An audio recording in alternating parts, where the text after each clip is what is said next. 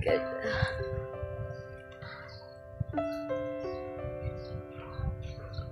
Hindi ko alam anong sasabihin ko mga ka-idol. Yes, hello, good morning mga ka-idol.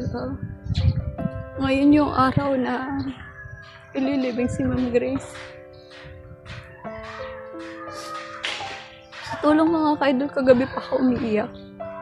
Kagabi pa ako talaga kaya na magtakot ng mata ko kasi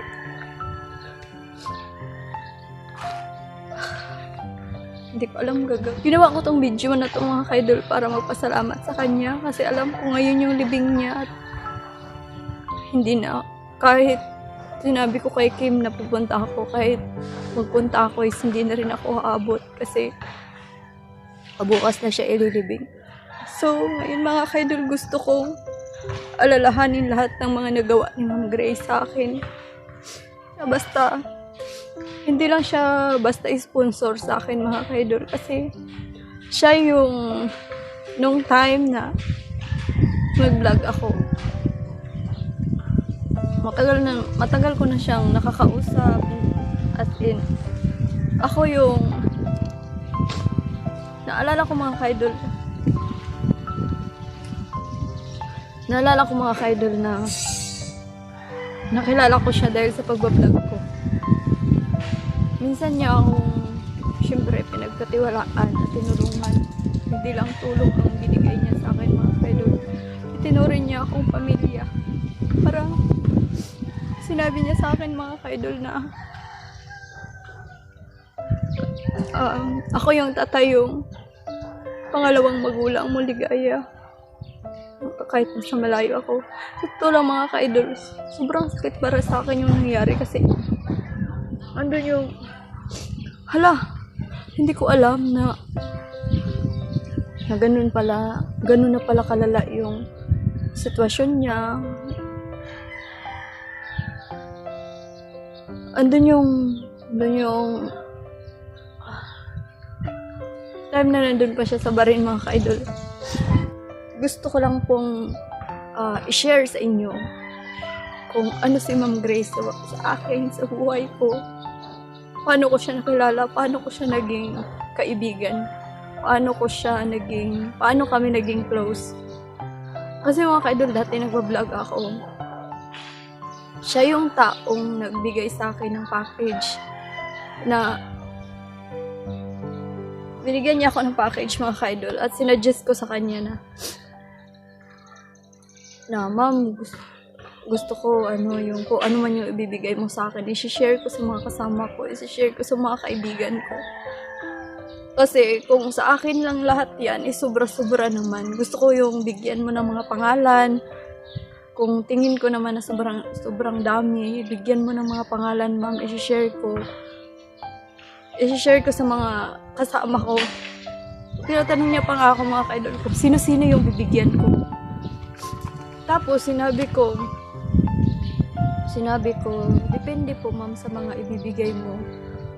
Tapos sabi niya, pangalanan ko lahat. Sabi ko kung pwede, sila Kuya Dax, sila Kuya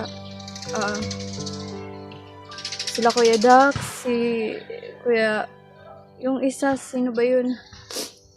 Hindi yun si Kuya Junji nakalimutan ko pangalan. Sila Ate Inday, sila Ate Inday, si Luz, si Jackie, si Brando, si Ira,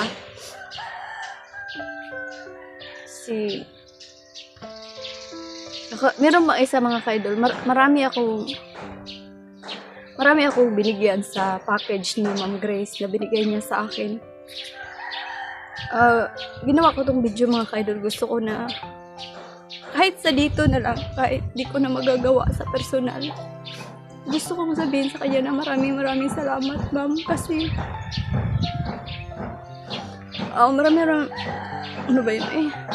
maraming salamat ma'am sa naitulong mo sa akin sa panahon na nandito ka para sa akin.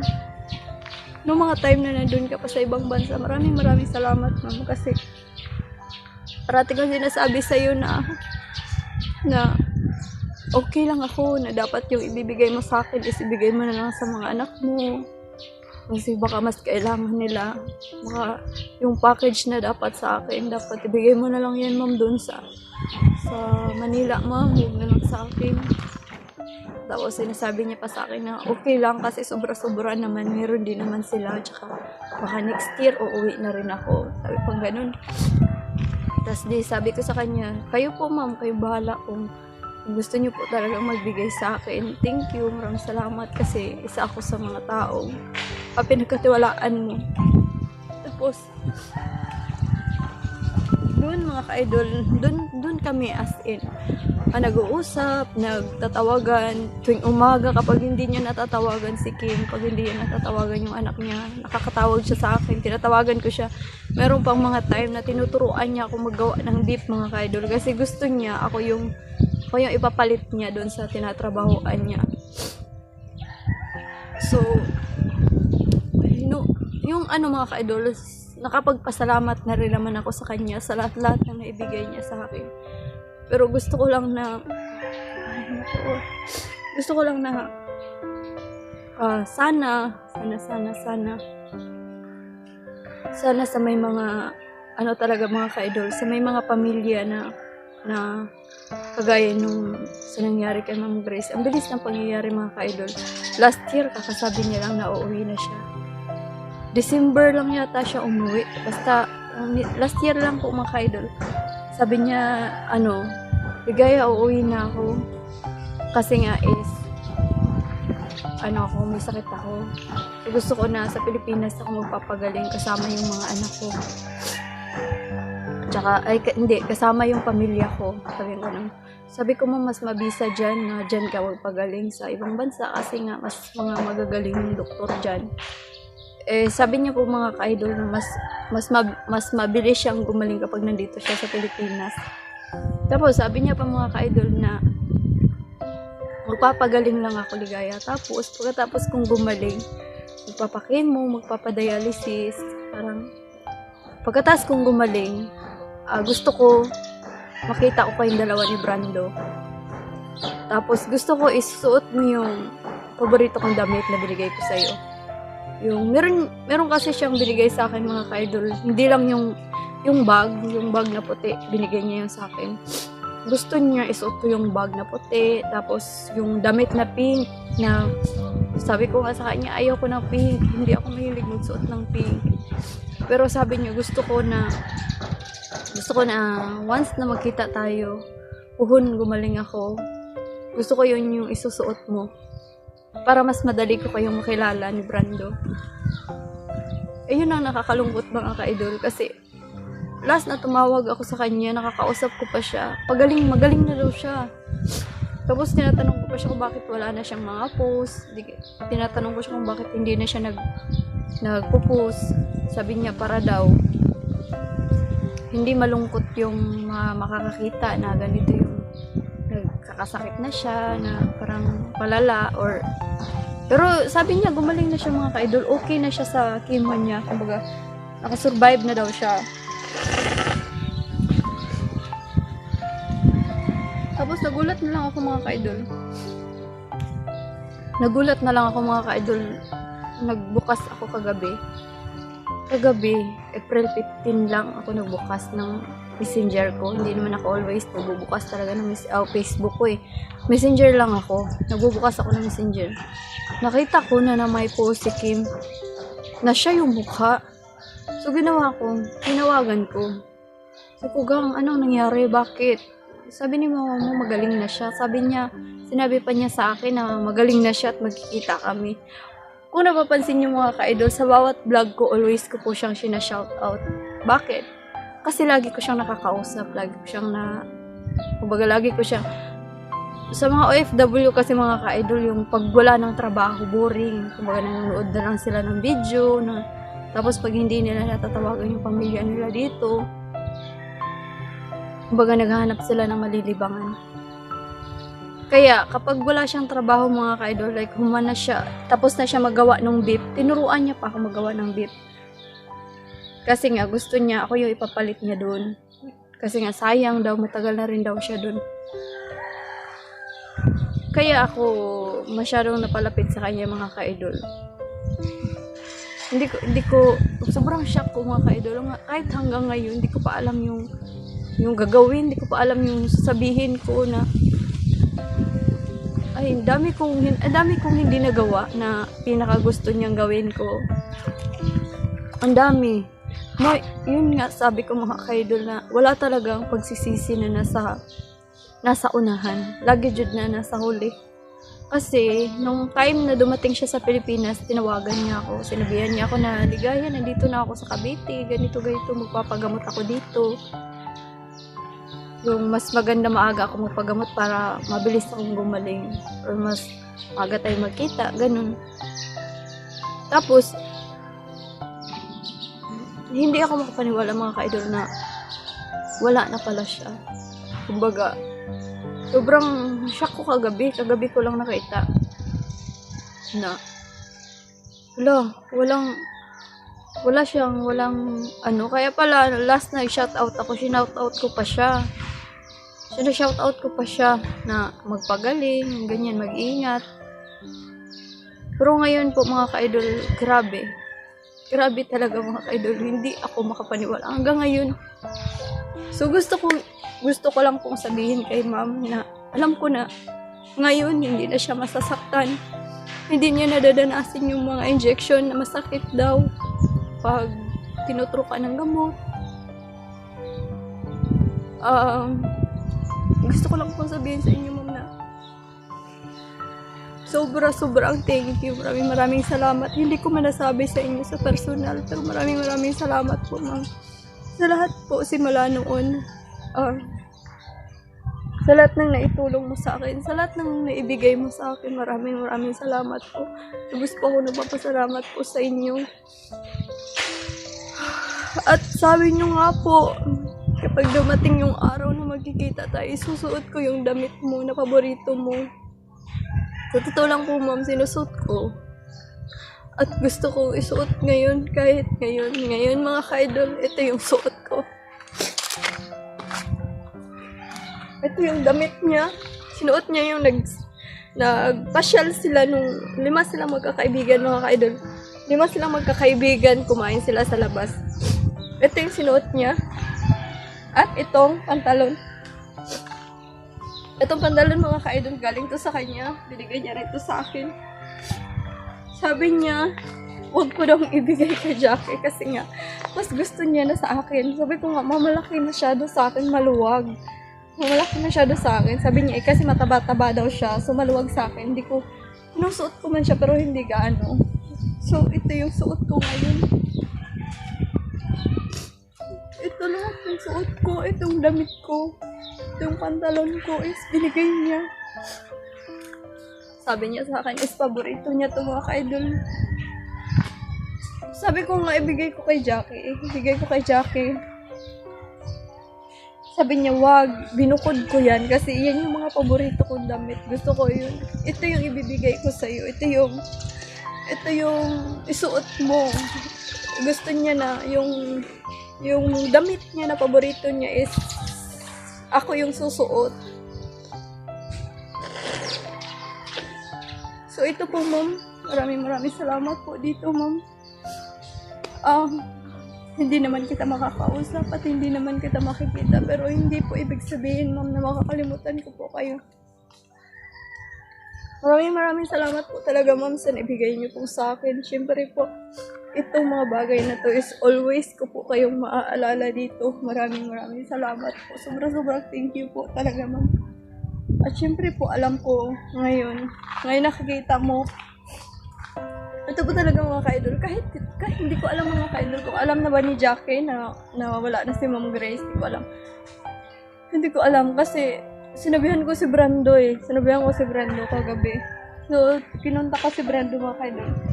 Pero hindi ko rin napansin mga ka-idol kung na-receive ba ni Brando agad yung message ko or nakikita ba niya. Kasi si Brando po kasi mga ka-idol is may trabaho siya. So, hindi ko sure kung ano mga ka-idol, kung active ba siya sa Facebook, kung nakikita niya ba kaagad. So, ito yung suot ko. Itong damit ko na to. Galing ko sa kanya. Pati yung pantalon. Tapos may bag pa ako mga ka-idol na galing sa kanya mga ka-idol. So ito ma'am, sinuot ko to para gusto ko kahit hindi ko man nagawa yung magpasalamat sa personal sa inyo is nagawa ko pa rin kahit dito lang.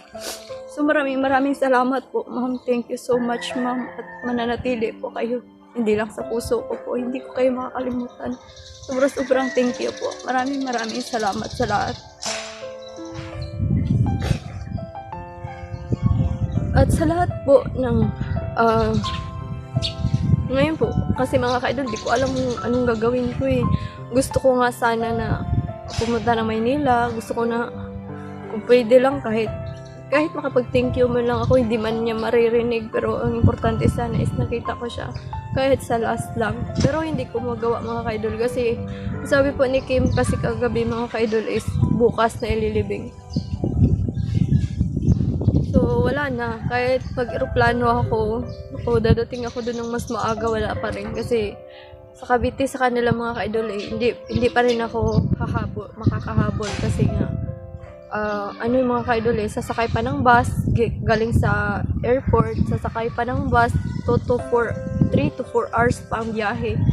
So, wala din, lalo na't i-reliving siya ng maaga. So, ngayon po mga ka-idol, gusto ko lang pong i-share sa inyo. Sinabi niyo pa nga sa akin na pag magkita tayo, isusuot ko yung damit para makilala niyo ko. Pero ang bilis ng pangyayari mga ka-idol. Last year lang po, nagsabi siya na uuwi siya. Hanggang sa umuwi na siya. So ngayon po mga ka-idol, ililibing na siya.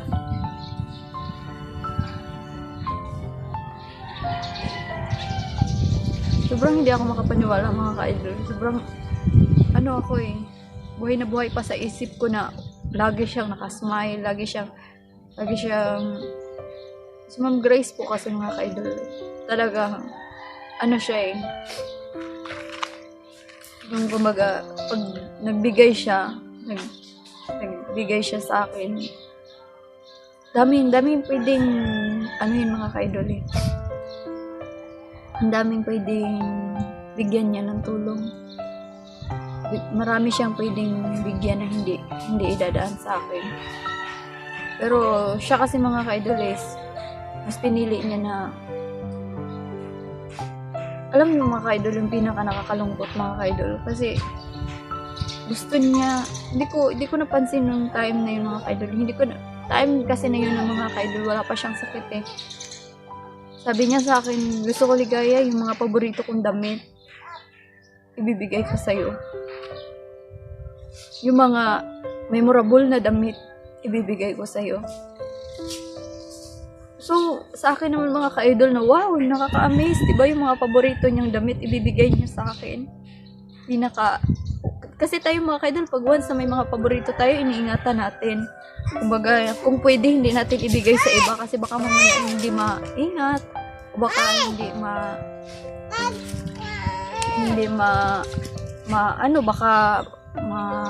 mas madali masira sa bagong bibigyan.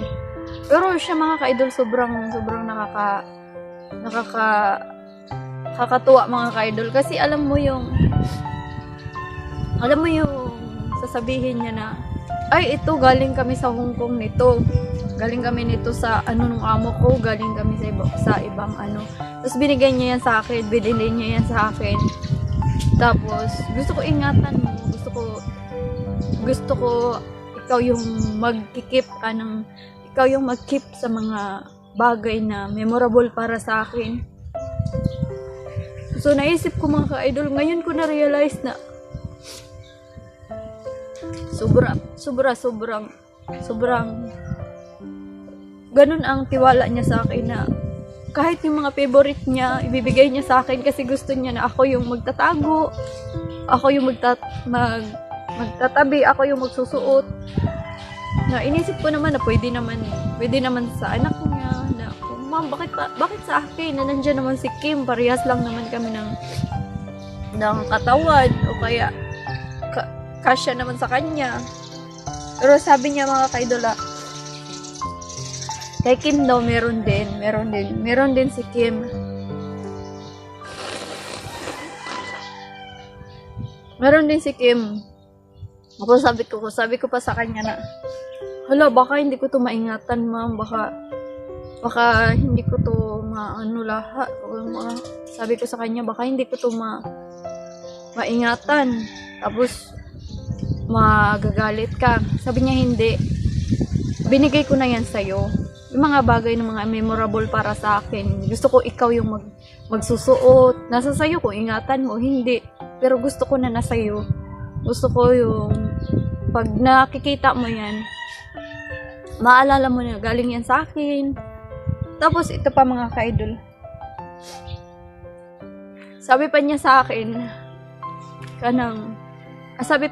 mga ka-idol, bibigyan kita ng remembrance na sabarin kasi baka next year uuwi na ako eh. So hindi ko na magagawa ito kung nandyan ako sa Pilipinas. Binigyan niya ako ng mga ka-idol, coins, mga coins sa barin. At isa din ito mga ka-idol, binigyan niya ako sabi niya nga sa akin na, pwede mong papalit kung gusto mo. Pero kung gusto mo naman na maging collection siya, okay lang din. Pero kung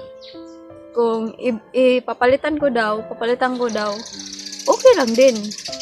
Pero gusto niya na ibigay sa akin para meron ako.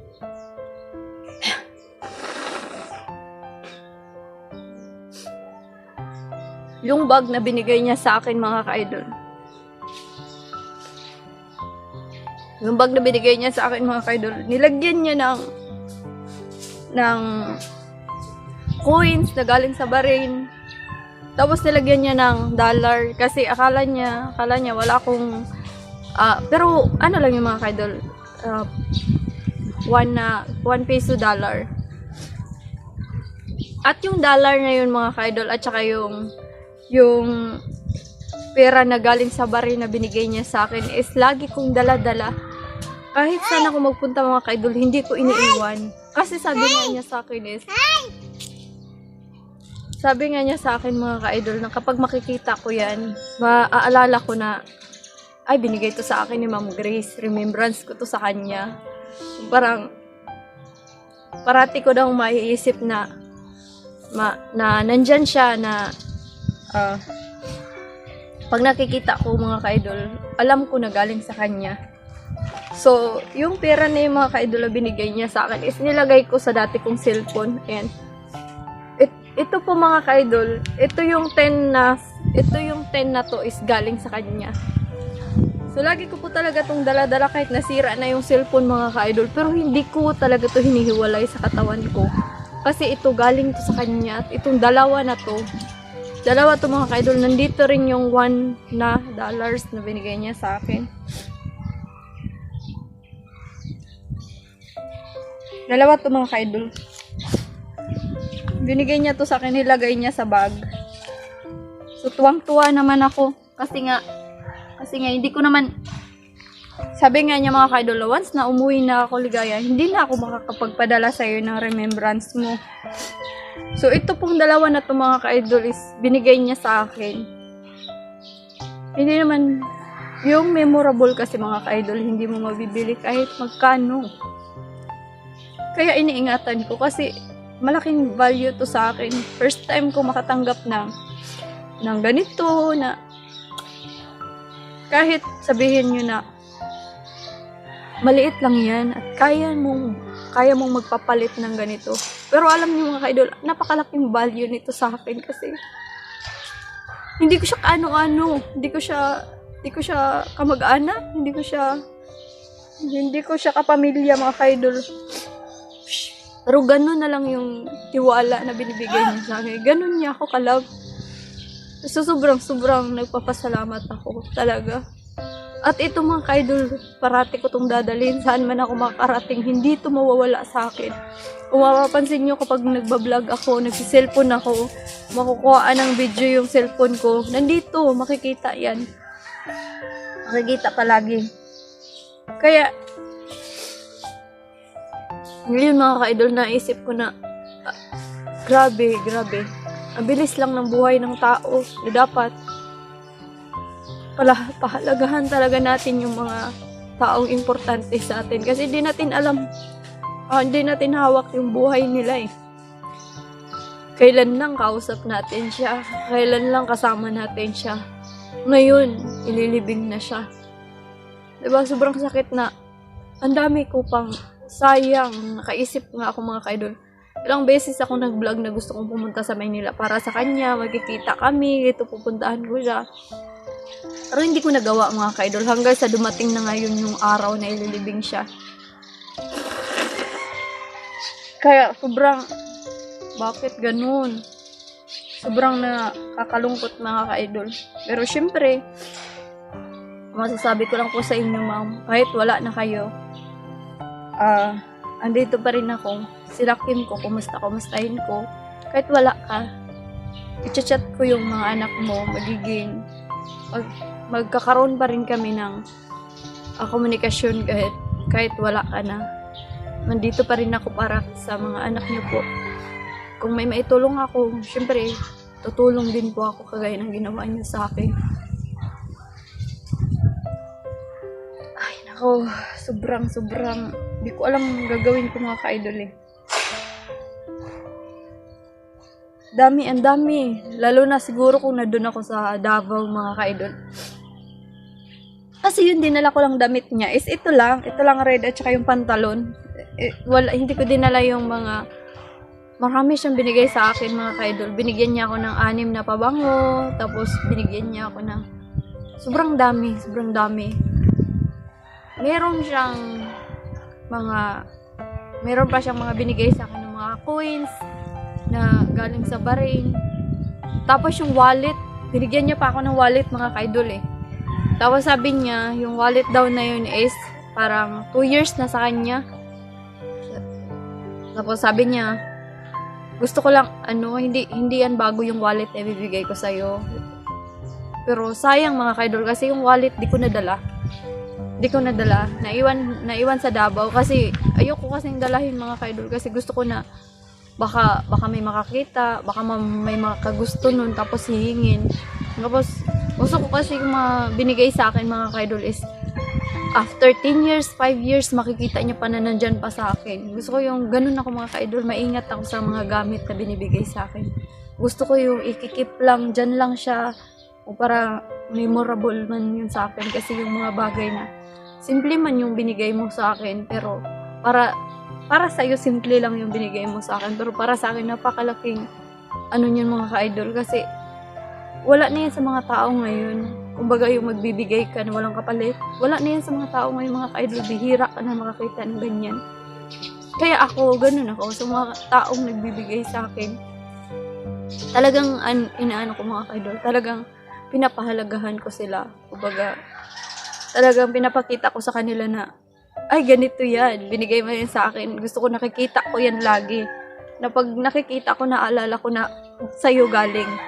Gusto ko yung ganun mga ka-idol. Kaya, ang daming binigay sa akin ni Ma'am Grace na pinambibigay ko nga kay Ira kasi yung iba, hindi ka siya sa akin. Tapos, ngayon, sinasabi ko na, no ma'am, itong crop top, hindi ka siya sa akin. Itong crop top, sobrang laki. Kasi, si Ma'am Grace po kasi mga ka-idol, medyo may pagka-chubby siya. Dati, yung nandun ba siya sa ibang bansa, medyo may pagka-chubby. Kahit ito nga yung damit ko na suot. Suot niya to nung pumunta yata sila basta ibang bansa rin siya pumunta, parang nagpasyal sila nung amo niya. Tapos ito yung sinuot niya. Tapos sabi niya nga sa akin, sinuot ko na yan. Kung nakikita niyo yung Facebook niya mga ka-idol, makita niyo na sinuot niya to. Sinuot ko yan. Ang partner ko niyan is yung pantalon na blue. Tapos gusto ko ito yung susuotin mo. Alam niyo ba mga ka-idol, yung suot, yung nasa picture niya, yung nasa tarpaulin niya mga ka-idol. Yung sombrero na yan po mga ka-idol is nasa akin din. Binigay niya rin sa akin.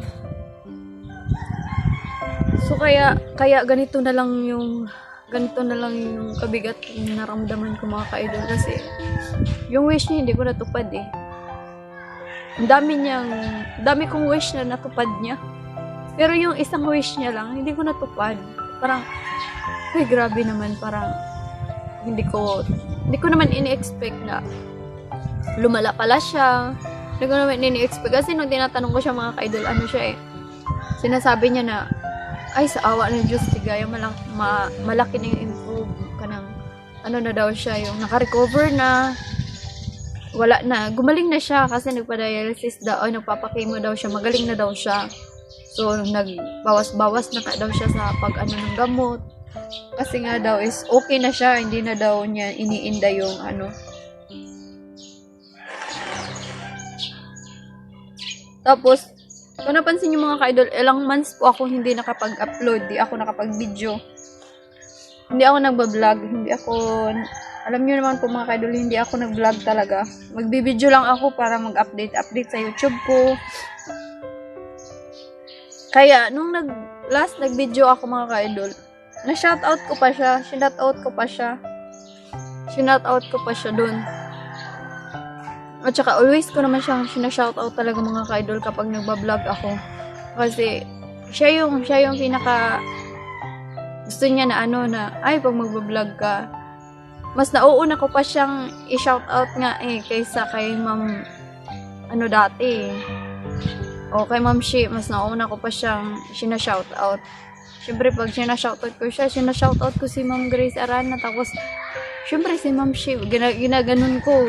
Lagi minsan talaga mga ka-idol, silang dalawa ang lagi kong sinashoutout. Minsan, makakalimutan ko nga minsan si Ma'am.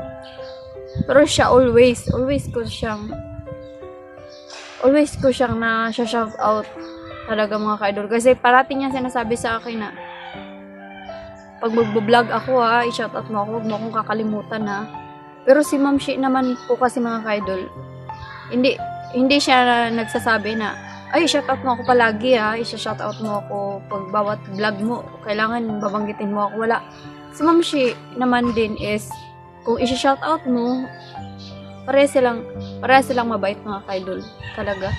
Sila yung nako talaga mga ka-idol, ang hirap i-explain. Gusto ko personal makapagpasalamat sa kanila.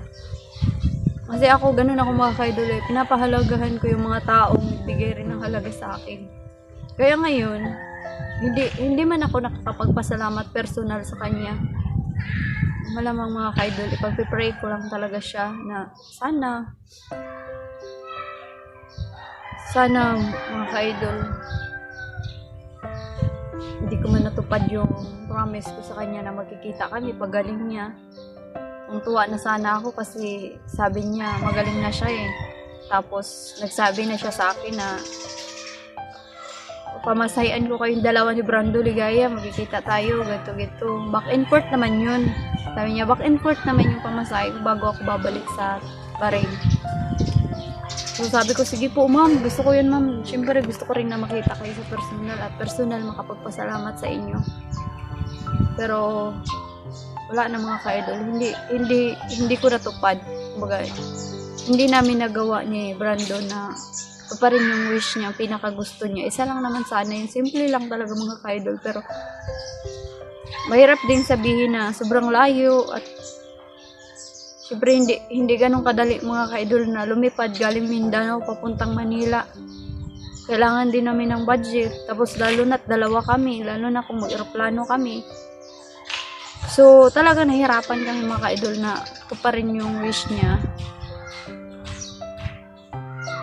Pero ganun pa man mga ka-idol, ganun talaga ang buhay mga ka-idol.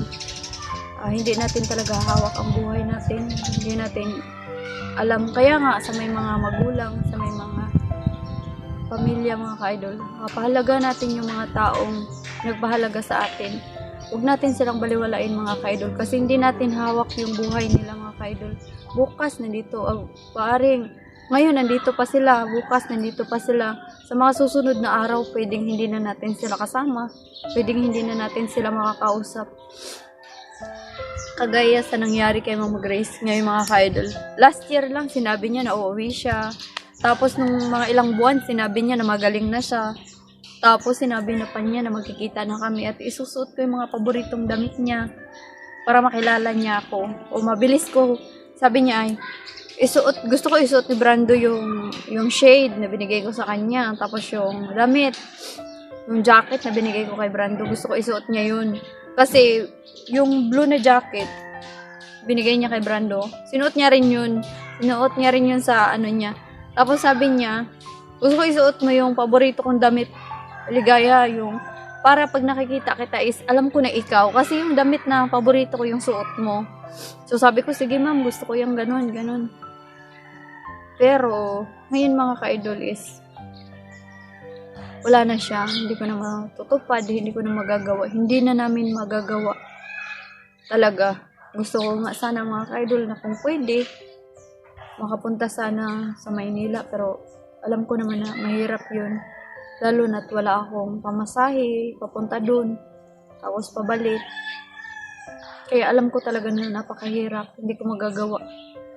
So, sana maintindihan mo, ma'am, na mahirap lang ako eh. Hindi ko kaya yung kaya mo. Pero ganun pa man, ma'am. Maraming salamat. Thank you so much pag-love sa akin. At alam kong hindi ka naman sasaktan. Hindi mo nga lang kasama yung pamilya mo, pero wala na yung sakit. Wala na yung sakit sa katawan. So hanggang dito na lang po ang aking video mga ka-idol. Gusto ko lang pong i-share sa inyo kung anong naramdaman ko mga ka-idol. At syempre makapagpasalamat po kay Ma'am Grace. Maraming salamat, ma'am. Thank you so much po. Hanggang dito na lang po ang aking video mga ka-idol. At hanggang sa mga susunod ko pong video mga ka-idol, maraming salamat po sa inyo. Thank you.